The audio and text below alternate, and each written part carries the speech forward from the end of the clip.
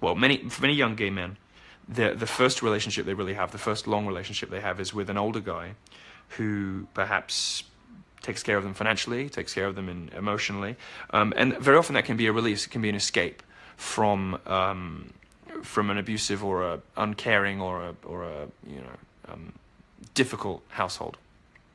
And if they're having problems at home with their mum and dad, very often kids of 17 will have relationships, for instance, with people of 29 years old, and that's what happened to me, and that's exactly the ages. I was 17 and he was 29, and it was a relationship that ended up lasting a decade, and that's where I was coming from, speaking about my own personal experiences of this stuff, saying that of course this stuff happens and it's disgusting, and I abhor it. Of course, any reasonable person would. It's revolting.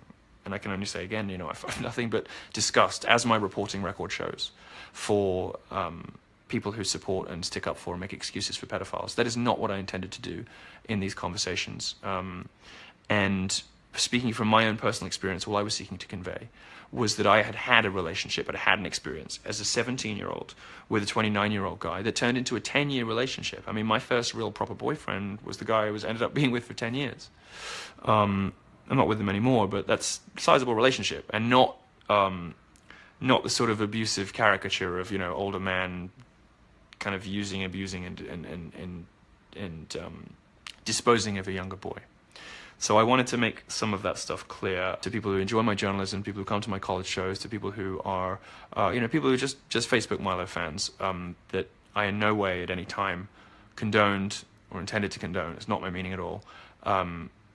Child abuse, child sex abuse.